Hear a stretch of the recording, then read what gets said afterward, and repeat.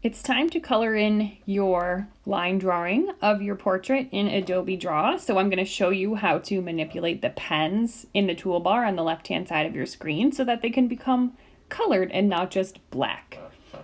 So as you know, when you click into these tools, you can change like the size and the tip of the pen so that your lines look a little bit different. But now we actually want to make these pens draw in color. So if you click on the pen that you'd like to use, you will notice that you have options to change the size, opacity, and color. So I just want to show you what these three things mean so that you can fill in your portrait the way you'd like to.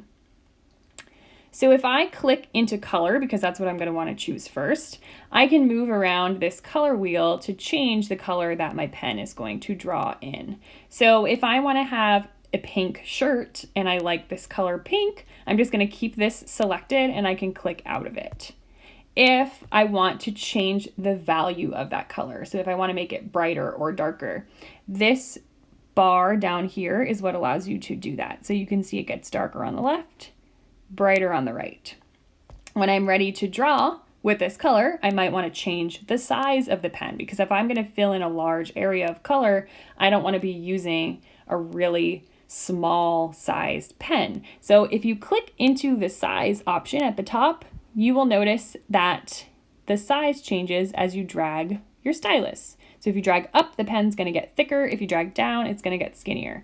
So I'm going to make this pretty big because I want to fill in my shirt rather quickly.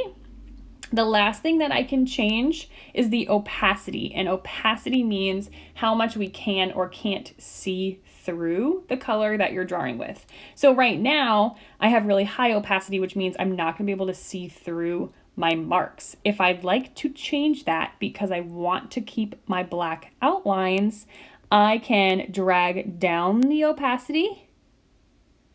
I could go all the way to here if I wanted to, but I'm going to stay somewhere kind of in the middle.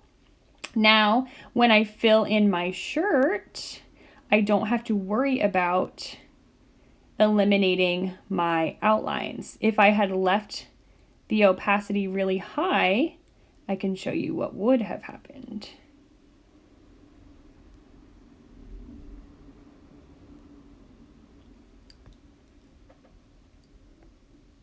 It draws right on top of my black outlines, and I don't want to get rid of those because I feel like my portrait will look a little scary if I do. So you might want to think about changing the opacity when you draw with these colors.